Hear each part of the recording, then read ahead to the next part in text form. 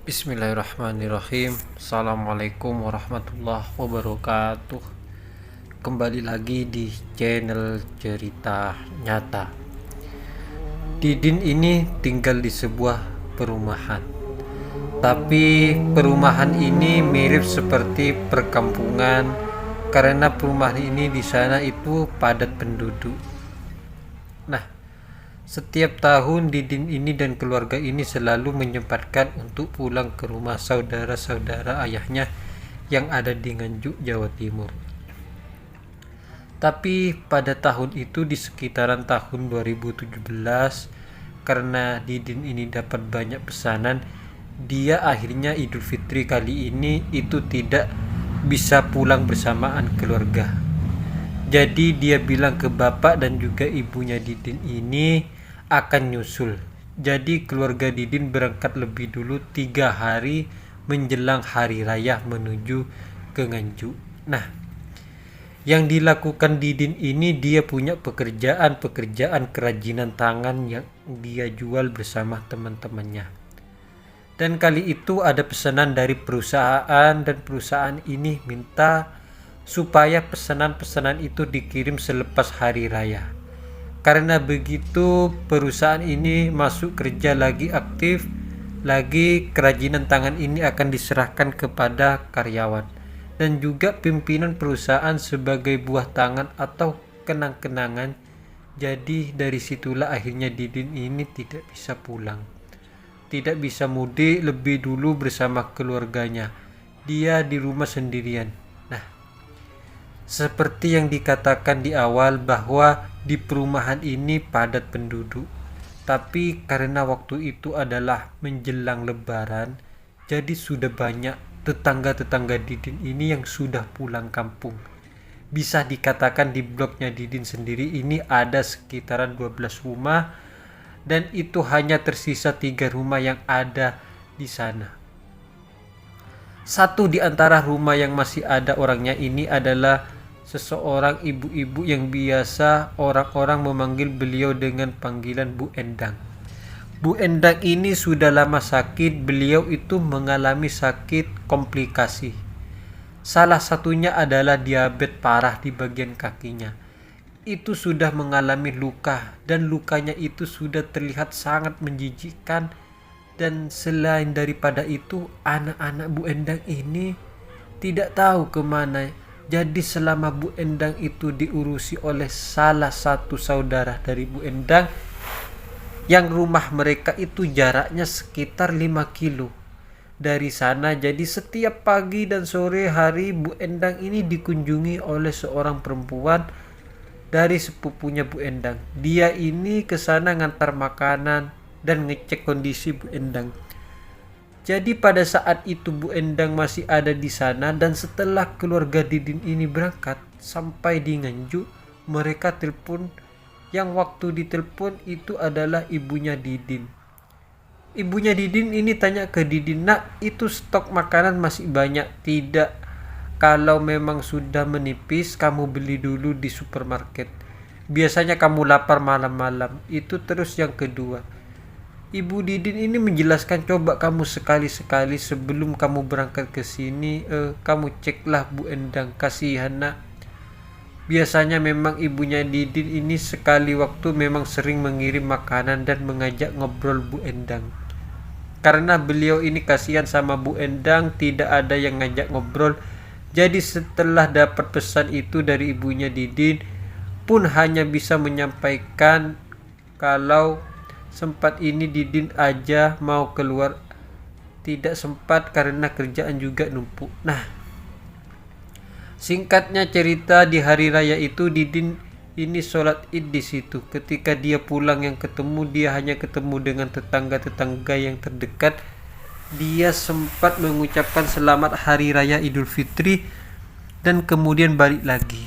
Sekitar jam 10 siang ada 2 rumah itu yang juga mudik. Jadi biasanya mereka ini mudiknya itu setelah sholat id. Jadi dari situ yang tinggal di bloknya Didin ini hanyalah Didin dan juga Bu Endang. Singkatnya, dari 2 pas lebaran itu Didin masih mengerjakan pekerjaannya itu bersama 2 orang temannya. Dan baru sekitar 5 hari setelah hari raya itu barulah pekerjaan ini semua selesai. Didin dan teman-teman mengantarkan langsung pesanan ini menuju ke perusahaan yang dimaksud. Setelah sampai di sana dia balik lagi dan ngabari ke orang tuanya bahwa malam itu kalau tidak ada halangan Didin akan langsung jemput mereka ke Nganjuk. Jadi sekitar sore hari Didin ini sudah siap-siap semua. Barang sudah dikemasi karena sebelum keluarganya Didin ini berangkat naik angkutan umum. Jadi waktu itu Didin lah yang bawa mobil sekitar jam 7 malam. Dia ingat bahwa temannya itu mau ke sana menyerahkan pekerjaan dan pekerjaan susulan berupa desain yang harus diserahkan hari itu juga supaya keesokan harinya ini tidak ribet lagi. Karena temannya ini juga belum mudik, jadi Didin nunggu salah satu temannya ini sampai jam 9 malam. Barulah sekitar jam 10 malam temannya ini datang menyerahkan desain itu di dalam flash disk. Setelah desain ini dipindah barulah temannya ini pulang dan Didin berangkat. Nah, pas waktu Didin ini mengeluarkan mobil, tiba-tiba dari spion itu Didin melihat Bu Endang itu keluar. Dari gelagatnya itu kayaknya Bu Endang mau menuju ke rumah Didin. Didin pun keluar dari mobil, dia tanya mau cari siapa. Buang mengantarkan Bu Endang. Terus Didin ini sempat mikir sebentar ini, kalau ngantarkan Bu Endang lebih dulu pasti akan terlambat lagi. Tapi Didin tahu kalau rumahnya Bu Endang ini asalnya dari Jombang. Nah, kalau Didin menuju ke Nganjuk otomatis dia melewati daerah Jombang. Setelah dia mikir sejenak barulah Didin bilang, oh ya sudah Bu Endang. Bu Endang kok enggak bawa apa-apa, sudah gini aja. Gak apa-apa ya Din. Ya sudah Bu Endang, masuk aja lah. Si Bu Endang ini duduk di jok belakang mobil. Didin ini mobilnya sedan, jadi dia duduk di jok belakang dan setelah itu berangkatlah si Didin. Dalam perjalanan itu Didin ini mencium aroma yang aneh. Yang pertama aroma ini agak busuk. Didin tahu bahwa kaki Bu Endang ini memang luka, tapi tidak biasanya. Karena setiap hari kaki Bu Endang itu selalu dibersihkan oleh keponakannya itu. Tapi kali itu baunya ini luar biasa sampai Didin terganggu. Akhirnya semula dia ini pakai AC, AC-nya dimatikan, jendela dibuka supaya aliran udara ini bisa keluar masuk. Di sekitar perjalanan sekitar hampir 1 jaman, Didin mulai mencium aroma yang lain lagi. Kali itu Didin mencium minyak serimpih, minyak yang bisa digunakan untuk orang-orang mati. Pas dia cium aroma ini langsung Didin tanya, Bu Endang juga nyium aroma wangi toh? Bu Endang pun terus, Bu Endang ini tidak ngomong apapun. Begitu Didin noleh ternyata Bu Endang ini posisinya tertidur. Jadi Didin pun tetap melanjutkan perjalanan karena aroma yang busuk tadi sudah tidak tercium lagi. Jendela ditutup lagi, AC-nya dinyalakan. Begitu sampai di Jombang, Didin ini karena tidak pernah sebelumnya menuju ke rumahnya Bu Endang, otomatis membangunkan Bu Endang. Bu Endang bangun, bilang ini sudah sampai Jombang. Dari sini kita lewat mana lagi? Bu Endang cuma ngomong, lurus saja Din, pertigaan belok kiri. Setelah itu Didin melanjutkan perjalanan sekitar hampir 2 kiloan. Setelah itu memang ada pertigaan dan Didin langsung belok kiri. Setelah belok kiri dia tidak tahu lagi mau kemana. Ini lewat mana? Ini lewat mana lagi ya Bu? Terus aja pokoknya nanti ada persawahan, kamu terus tidak usah belok kanan kiri. Nanti setelah persawahan itu ada sekitar 3 rumah terus kamu belok kanan. Oh iya Bu, paham. Terus Didin melanjutkan perjalanan. Jadi sepanjang perjalanan itu Didin ini jarang ngobrol dengan Bu Endang. Karena yang pertama ya beliau memang agak tidak begitu akrab dengan Didin. Dan yang kedua, Didin sendiri tidak tahu ini pembahasannya apa. Selain daripada itu juga, Didin dikenal orangnya sangat pendiam. Dia jarang ngomong, jadi dari situ Didin pun juga merasa kikuk dengan bahan obrolan. Sampai dia melewati 3 rumah yang dimaksud, barulah Didin ini belok kanan. Nah, pada saat belok kanan inilah suasananya itu sudah mulai sepi, tidak ada perumahan penduduk seperti sebelumnya.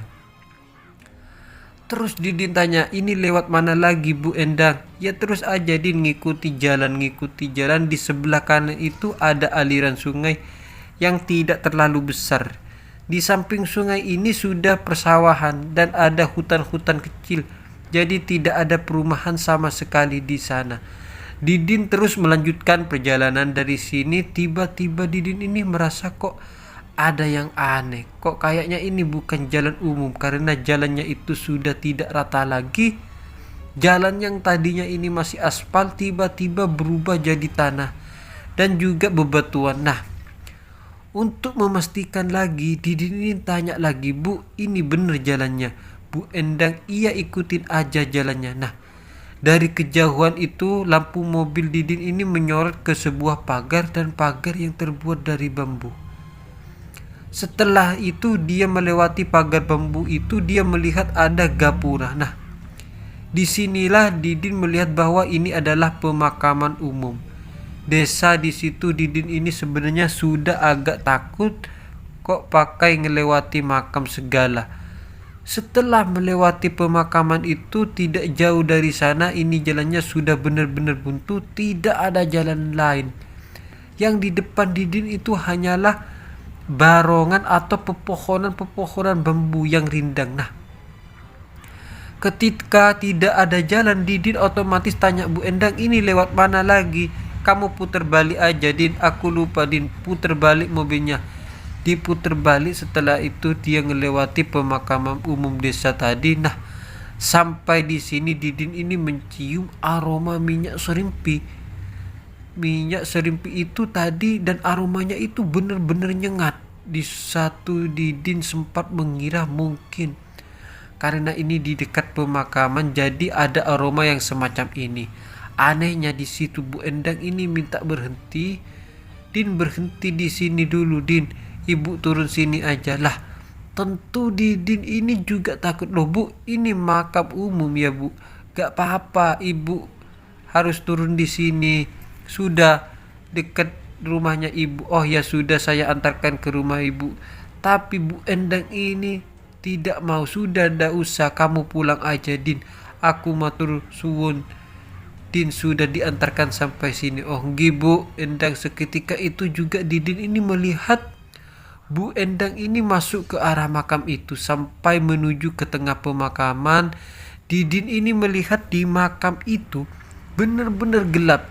Suasananya tidak ada lampu sama sekali. Jadi satu-satunya penerangan ini hanyalah dari mobilnya Didin. Ketika dia melihat situasi yang semacam itu, ditambah lagi Bu Endang yang masuk ke pemakaman itu sendirian, Didin ini juga agak merinding. Jadi dia itu sempat diam untuk beberapa saat. Tidak lama setelah itu dia masuk mobil lagi, langsung balik ke jalan raya. Ketika sampai di jalan raya, dia langsung menuju ke Nganjuk, ke desa orang tuanya. Nah, singkat cerita, dia sampai di Nganjuk itu sekitar jam 3 dini hari. Begitu sampai di sana, yang buka pintu adalah ibunya Didin. Terus ibunya tanya, kamu kok datang jam segini, ngapain? Ya nanti pagi-pagi ibu ceritakanlah oleh Didin bahwa tadi Bu Endang minta tolong diantarkan ke Jombang. Terus di situ ibunya Didin ini juga merasa heran, loh, kok tumben Bu Endang minta tolong kamu, kok tumben? Padahal Bu Endang ini tahu kalau kamu itu orangnya pendiam. Jadi hal yang tak pernah dilakukan sebelumnya oleh Bu Endang, ibunya Didin pun juga merasa aneh, merasa heran. Nah, pagi itu sekitar jam 9 pagi, Didin ini sempat jalan-jalan di desa ayahnya itu. Dia sempat mainan ke sungai bersama saudara-saudaranya, karena setiap lebaran semua saudara-saudara ayahnya ngumpul semua di rumah Nganjuk itu sekitar jam 12 siang. Didin ini dipanggil sama bapaknya. Din, semalam itu kamu ngantar Bu Endang kemana? Ke Jombang, Pak. Itu Bu Endang yang minta sendiri. Iya, Pak. Ternyata bapaknya Didin ini juga merasa hal itu adalah hal yang aneh. Kok tumben Bu Endang kayak gini? Kok gak biasa-biasanya? Didin pun akhirnya menceritakanlah anehnya itu, Pak. Bu Endang ini minta turun di pemakaman. Nah, mereka semua ini juga merasa aneh. Yang pertama, kenapa ya Bu Endang kok minta turunnya di pemakaman? Memang semua ini tidak ada yang tahu rumah Bu Endang. Di mana mereka hanya tahunya Bu Endang itu asalnya memang desanya dari desa Jombang. Tapi untuk detailnya rumahnya di mana mereka tidak tahu. Karena sama sekali mereka tidak pernah berkunjung ke sana. Jadi ketika dapat informasi dari Didin bahwa malam itu Bu Endang ini turun di pemakaman dan bahkan masuk ke pemakaman itu, mereka ini semakin merasa kok aneh Bu Endang. Kok aneh orangnya penakut yang dikenal oleh bapak dan ibunya Didin. Bu Endang ini penakut, kok tiba-tiba beliau itu malam-malam seperti yang diceritakan Didin. Suasana di sekitar pemakaman itu gelap, kok beliau berani-beraninya masuk ke pemakaman sendirian. Nah, hal itu jadi pembicaraan. Akhirnya malam harinya sebelum Didin ini tidur, dia sempat makan dulu bersama keluarganya dan akhirnya dia tidur lebih dulu sekitar jam 9 malam. Dia tidur lebih dulu, tiba-tiba jam 10 malam ibunya ini bangunin Didin dengan tergoboh-goboh. Din, innalillah Din. Kenapa Bu? Ini ngingetin aja Bu. Bu Endang meninggal Din. Langsung dari situ Didin ini innalillah wa inna ilaihi rajiun. Kapan Bu meninggalnya? Tidak tahu, ini tadi ponakannya baru datang tadi sehabis maghrib. Ternyata Bu Endang ini sudah meninggal. Terus dari situ Didin ini sempat berpikir, berarti dari Jombang Bu Endang ini langsung balik lagi ke rumah. Ya sudah Bu, terus kita kapan pulangnya? Ya wis besok pagi pulang Din. Kasihan Din, Bu Endang ini pasti tidak ada yang ngurusi itu di sana. Karena ibu dan bapaknya Didin ini tahu Bu Endang ini tinggalnya seorang diri. Dia ini sebatang kara, kalau Bu Endang meninggal siapa yang ngurusin? Sedangkan saudara-saudara di Jombang itu juga saudara-saudara Bu Endang ini kehidupannya itu sangat miskin sekali. Sangat kekurangan, tidak mungkin mereka ini bisa menjemput jenazah Bu Endang. Akhirnya ibu dan bapaknya Didin ini punya inisiatif. Besok paginya selepas sholat subuh mereka langsung pulang untuk mengurusi jenazah Bu Endang. Akhirnya begitu sampai di sana, jenazah Bu Endang ini pun langsung diurusi oleh orang-orang yang seadanya. Umumnya dari mereka ini belum pulang semua dari mudik, jadi hanya tersisa beberapa orang. Dibantu beberapa orang itu, akhirnya jenazah Bu Endang ini pun sudah dimandikan dan sudah dikafani. Ya sudah Pak, ayolah bismillah kita berangkatkan jenazah Bu Endang ini ke Jombang. Berangkatlah mereka. Ketika sampai di Jombang mereka bingung lagi. Waduh, ini rumah Bu Endang di mana? Akhirnya yang ditanya satu-satunya adalah, Din, kamu kemarin ngantar Bu Endang ini kemana? Oh iyalah, lewat sana terus Pak, lewat sana. Jadi pada akhirnya Didin ini sampai di sebuah pemakaman karena terakhir kalinya Bu Endang turun di situ. Terus pada akhirnya ketika sampai di sana mereka tanya ke warga sekitar, Bu, ini jenazahnya Bu Endang, warga asli sini. Oh Endang anak Pak Mustafa toh. Iya, innalillahi wa inna ilaihi rajiun. Mereka semua itu kaget mendengar kabar meninggalnya Bu Endang.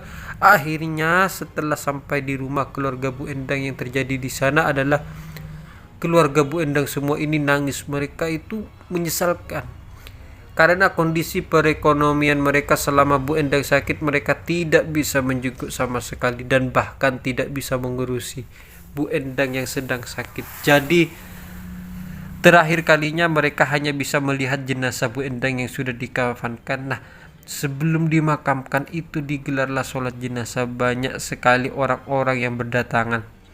Setiap kali sholat jenazah ini selesai, datang lagi orang berbondong-bondong untuk menyolatkan jenazah. Dan kejadian itu sampai jam 3 sore sampai asar. Nah, di masa-masa menunggu orang-orang yang lagi menyolatkan jenazah ini, Didin ini sempat cerita ke orang-orang yang ada di sana bahwa malam sebelumnya, sebelum Bu Endang ini meninggal, Didin sempat mengantarkan Bu Endang ke Jombang. Nah, ini yang terjadi pertanyaan besar menurut warga di sana, dan menurut pengakuan dari keluarga Bu Endang sendiri, Bu Endang sama sekali tidak pernah pulang ke rumah. Jadi inilah yang membuat mereka semua ini bingung, termasuk Didin. Akhirnya setelah ditanya-tanya dan Didin menjelaskan secara detail bahwa terakhir kalinya Didin sempat mengantarkan Bu Endang, beliau masuk ke arah ke pemakaman keluarganya, langsung tersentak. Mas, itu pemakaman ini Thomas, mana wedang ini masuk makam yang mana? Ditunjukkanlah oleh Didin. Ternyata di desa itu ada 3 pemakaman desa.